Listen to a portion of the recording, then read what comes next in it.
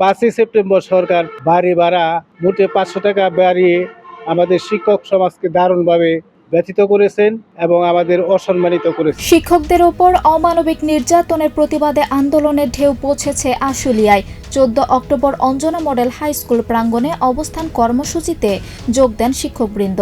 দাবি শিক্ষকদের প্রতি শ্রদ্ধা, মর্যাদা ও নিরাপত্তা নিশ্চিত করতে হবে অবিলম্বে। পুলিশ ভাইরা আমাদের উপরে যেভাবে হামলা করেছেন তার প্রতিবাদে আমরা মাধ্যমিক শিক্ষক সমাজ কর্মবিরতি ঘোষণা করেছি এবং আমরা কর্মবিরতি আছি।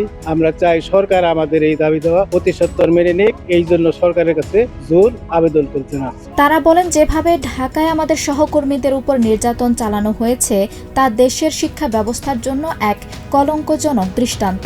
আমরা এই ঘটনার তীব্র নিন্দা জানাই এবং দোষীদের দৃষ্টান্তমূলক শাস্তি দাবি করছি। 3 দফা দাবির মধ্যে রয়েছে শিক্ষকদের নিরাপত্তা নিশ্চিতকরণ, বেতন বৈষম্য দূরীকরণ এবং শিক্ষা প্রশাসনে হয়রানি বন্ধ।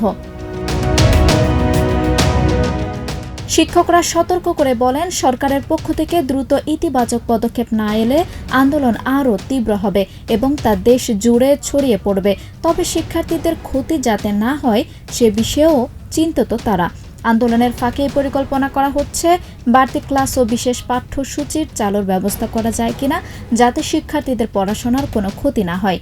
ছাত্রছাত্রীদের পড়াশোনার যে ক্ষয়ক্ষতি হচ্ছে এটা আমরা কোনো সময় এটা আমাদের প্রত্যাশিত না আর কি, কিন্তু আমাদের প্রয়োজনে বা আমাদের ইসের তাগিদেই এখন বাধ্য হয়ে আমরা এই কর্মবিরতিতে আছি। তবে সরকার বাহাদুর যদি আমাদের এই দাবি দেওয়াগুলো সুন্দরভাবে যদি মেনে নেয়, প্রয়োজন বোধে যে ক্ষতিটা হচ্ছে ছাত্রছাত্রীদের, আমরা এই ক্ষতিটাকে পুষিয়ে নেওয়ার জন্য আমরা অতিরিক্ত ক্লাস নিয়ে এই ছাত্রছাত্রীদের এই ক্ষতিগুলা আমরা পুষিয়ে নিতে সমর্থ হব বলে আমি বিশ্বাস করি।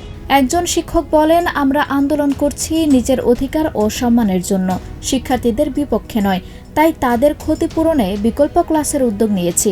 আন্দোলনের এই অটলতা ও দায়িত্ববোধ দুই এখন দেশের শিক্ষা অঙ্গনে আলোচনার কেন্দ্র।